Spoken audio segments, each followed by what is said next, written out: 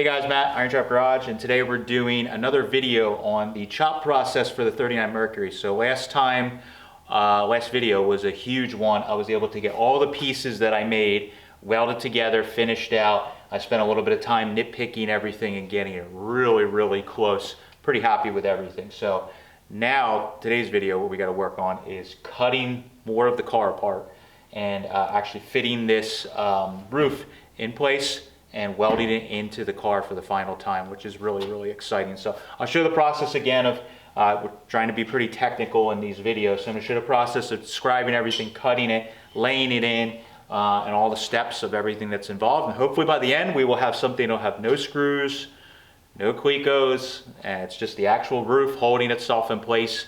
And we can finally see it outside, what the new profile looks like with no clamps and screws and all that different stuff. So fingers crossed this goes okay and I don't screw it up. Let's get started.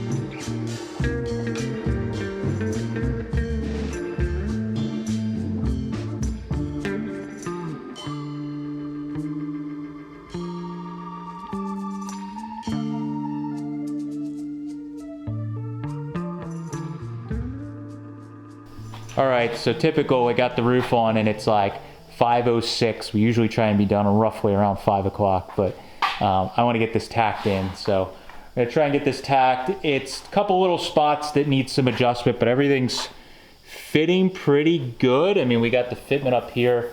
The roof is, the top of the roof is just flowing right in. Got a little spot here that's sticking up some because we're like pinching it here, and I need to get a couple tacks on this before I do anything. So a couple of tacks across the top there, that'll at least hold the roof roughly in position. Then I can put a couple of those orange bars underneath just to support it from drooping, and then we can just go around and work around the perimeter and get all this stuff in. Down in here you can see it's just kind of like fell in down here. I'm not worried about this right now. Once we get the top tacked and the roof kind of secure, then we're probably going to pull the deck lid off, because we'll know that we're using this center line here, so we want to make sure everything stays where it's supposed to be. So once we get everything so that I'm sure the roof isn't going to move side to side, we're going to pull the trunk lid, and then I could sand this lip here, and I can get a pry tool in and pull it up and tack it across that. So we're getting there. Very, very close.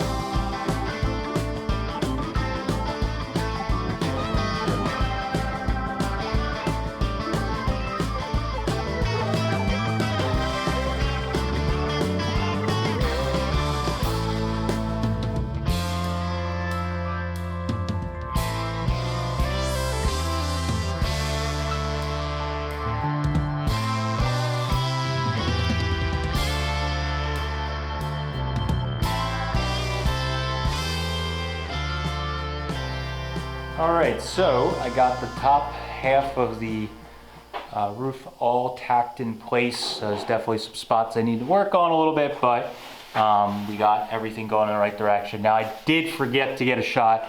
I used the, man, it's sitting over here, my planishing hammer. I bought this hoop forever ago with the chopping the Mercury in mind. This is a giant long hoop that allows you to get to the center of the roof. So when I started tacking this, since we're going right in the center of the roof, I was having it kind of belly in just because the panels weren't quite shaped enough on the edges, and then when you weld everything, it starts to shrink in and pull down. So I got a bunch of tacks on here, and then I ran the planishing hammer just real quickly, not real crazy, just enough to get everything kind of brought back up into shape.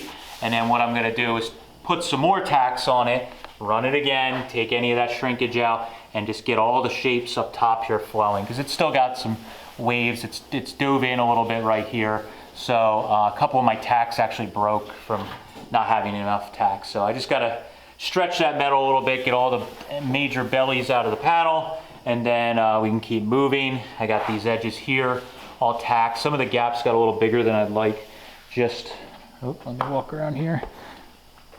Some of the gaps got a little bigger than I wanted just because of shifting the panel around and where it wanted to sit and flow together, but you can see shapes are coming in. Right here is a little low just because when all these different areas intersect, they end up just kind of pulling together. You got welds coming all through here. All of those little welds just shrink a little each time, so it's pulling a little shape out of here. So I have to put the hammer, planishing hammer back in here and bring this shape up and just flow all that back to where it wants to be, so that as I weld it, everything continues to flow in the right position. Just slow, controlled. This is very scary to weld all this stuff and try and keep it from crazy warping, but that's what we're gonna try and do. So I'm gonna get back to tack welding and hammering and dollying and planishing.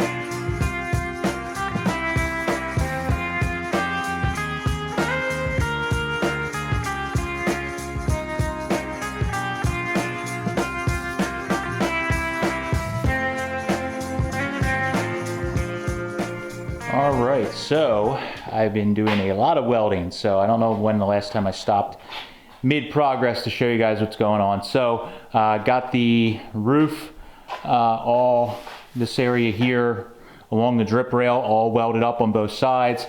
Planished it a little bit, didn't go real crazy, didn't grind the welds a ton, so some of it's just smashed welds in here. The top I didn't grind really, hardly at all, just did a quick knocking it down, and the rest I smashed. But the shape of the roof is really, really good. It's staying in line.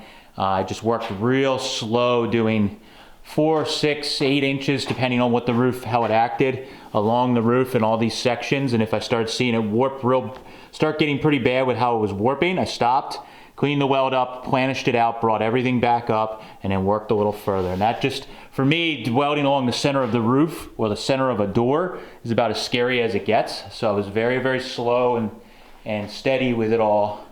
And you can see with the reflections and everything, there's no huge bellies or anything in it. I checked it with my radius gauge across the top of the roof, side to side. It's really good. There's a couple, it's a little tiny bit low here, but we're getting pretty picky. I may do, once everything's welded up, I may do one final pass with the planishing hammer and try and bring up any of those weird little areas. There's some little waves next to the weld and stuff. We're not going real crazy, but it's pretty good. And you can see on this side. So what I'm working on now is this side section here, blending that together, and then this back lip here. So the way I'm doing this, like I mentioned in a couple of these videos, is a bit different than a lot of guys do it.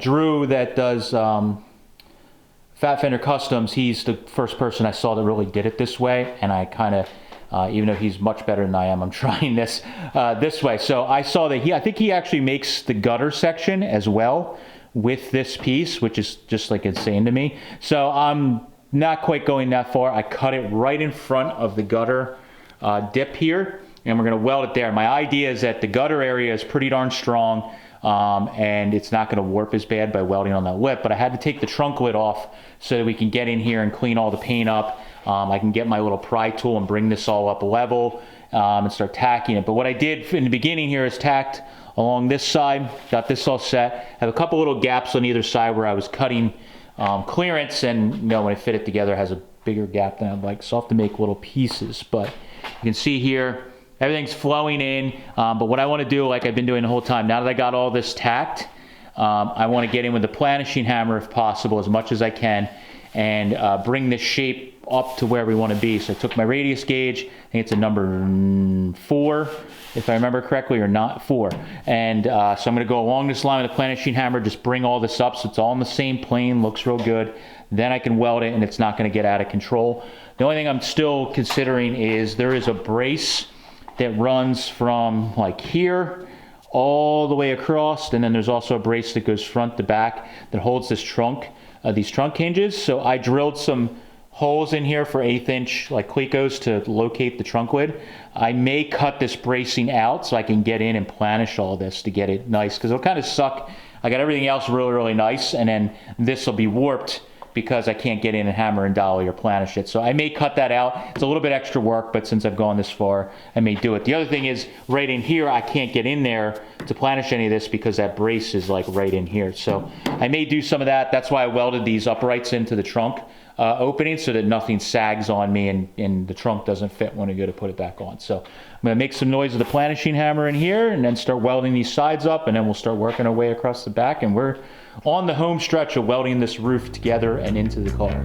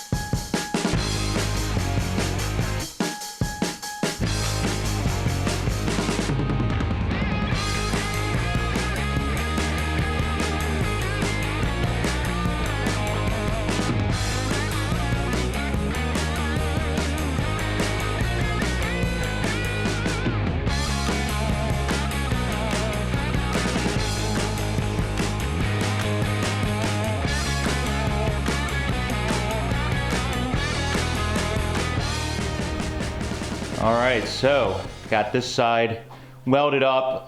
It took a lot longer than expected trying to get in next to the body line and get all the shape back in it. There's still some little lows and a little wobbliness in the body line, just a tiny bit, but honestly with the corrugating filler, the time I'm going to spend, it's probably not worth it. So, but overall, looking at the side profile, it's good. Everything flows. You can see that body line right here just comes right around the back and kind of naturally wraps around to the side there. So I think it's pretty good.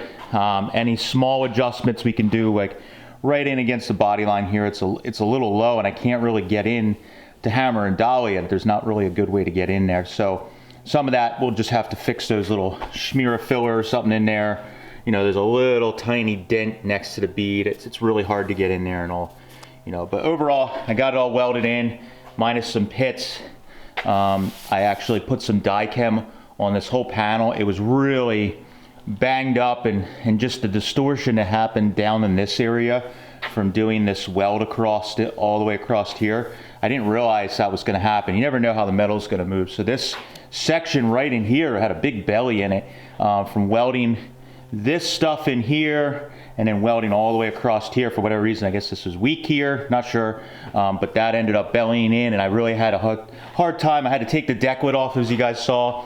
Ended up having to cut some of the bracing out, the trunk bracing that goes in there, so I could get the planishing hammer in and get in there. I couldn't even really get in there with a hammer and dolly. Just even if you don't have the fancy tools, you need access to fix damage. So I was able to bring it back up. I'm looking at the light on the side here. There's no big bellies in it anymore. Sure, there's whoops. Like I said, I'm not hiding anything. There's little whoops in the body line there. Just little minor stuff that, again, this little swipe of filler and careful block sanding, we can get that all really nice. So I'm going to call it good enough. The other problem I'm running into, and I don't know if I'm going to do it yet or not, from here over, I might have mentioned already, is bracing. So I didn't really grind the weld or anything yet. That you're just getting what you get. So over on the other side, before I start welding, I put the planishing hammer in and just brought this shape here pretty much back up. So I planished all my tacks, got all the metal up and going in the right direction, so that way when I weld it, it's all going to stay in line and you're not getting like crazy warping, because if this is super warped here from the tack welding or not fitting good, it's only going to get worse. So I got it going back in shape. Hopefully this side goes a little easier than the other side. We'll see. Well, I know what's going on. So I may weld some, and when I get to this section, I may planish as I go just to keep this kind of in shape so I don't have to do as much work after the fact. So that's where we're at, getting very close here, very close.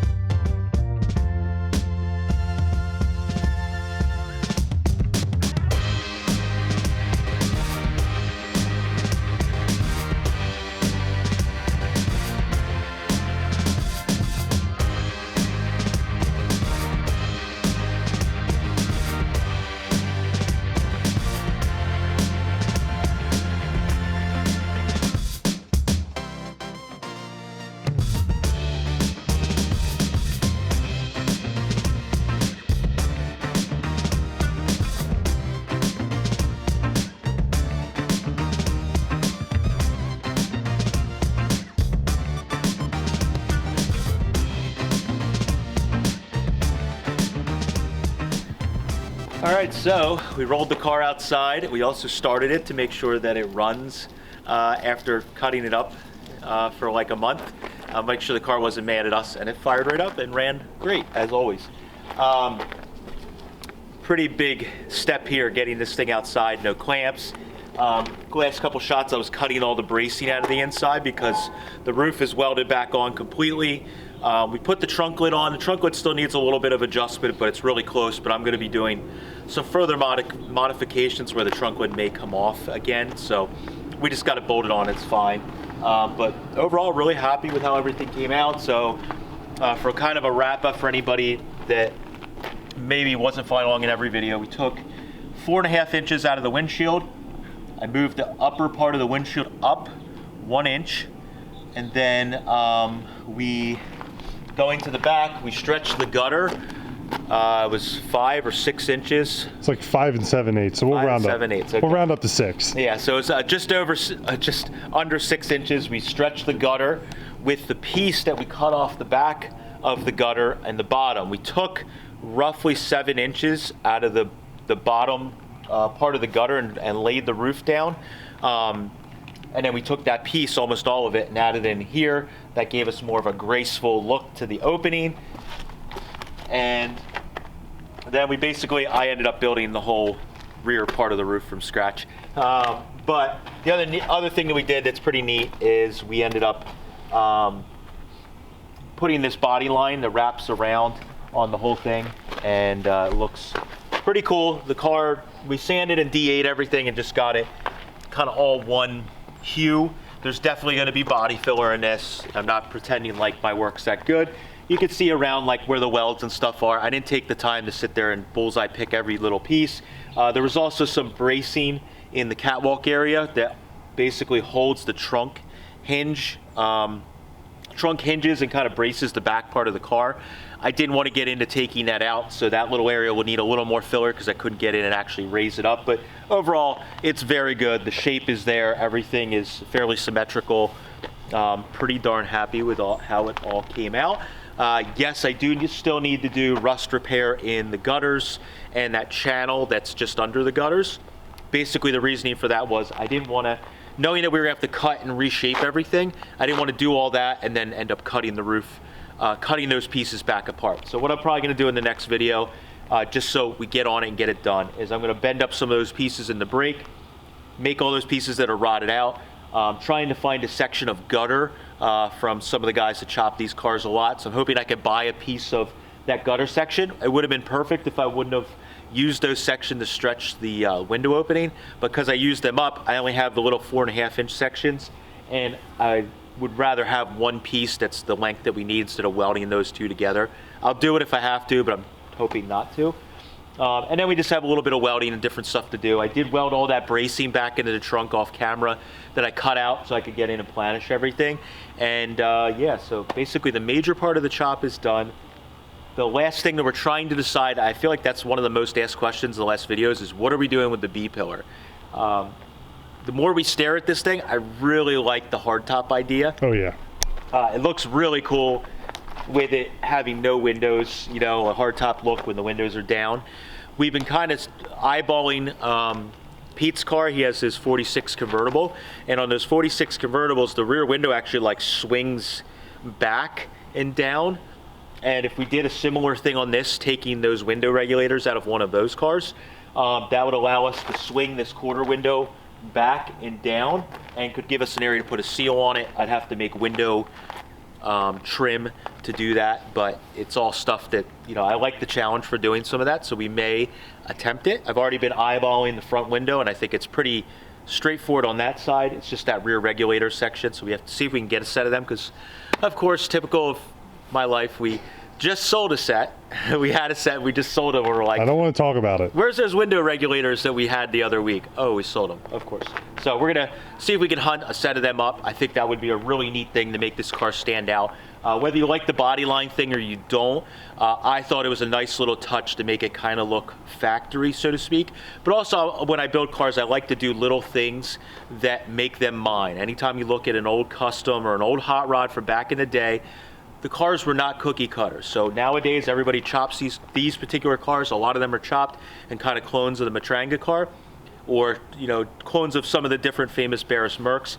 And I'm trying to do something that's inspired by that, but also will always be the IronTrap Merc, and we'll know that it's ours and not a replica or a copy of somebody else's car that was done. So that's what I'm thinking about doing, the hardtop window thing. It's something that's a little different. I chopped the car a little different with some of those little details, and that will make it just a little bit different than another one of these cars when it sits next to them at a show or have it out cruising. So thank you guys for following along for all these episodes on chopping this car. It's very intensive. I have easily 150 hours into this car. And if you think about it, it's basically 4 weeks. More than that, probably, yeah. 5 weeks. It's probably 5 weeks, 40 to 50 hours a week easily. Yeah. So if somebody's looking to have one of these cars chopped, that's why they cost what they cost. They cost what they cost, yes. And if you want to do this kind of work where you're making everything from scratch and you're not creating body lines and panels from filler, this is the type of work that it takes. This is also the other reason why people are always asking us, will you do work for me? I don't like doing that because I was able to take my time, do things how I wanted, and I wasn't redoing panels and worried about a customer's what they want to do or their time frame. So that's how it works. So that's the Merc chop. Hopefully some of this stuff's been helpful or at least interesting to you guys. I appreciate you following along, and we'll keep doing updates throughout the winter as we keep making this car better, customizing it, and the goal is to have it cruising next summer and driving around, which will be really awesome. We're planning to do some, when it gets warmer out, I'm planning to blend in some black lacquer on the roof and some of the sections that we're gonna correct further on the car. So thank you guys for following along. Appreciate it. Catch you later.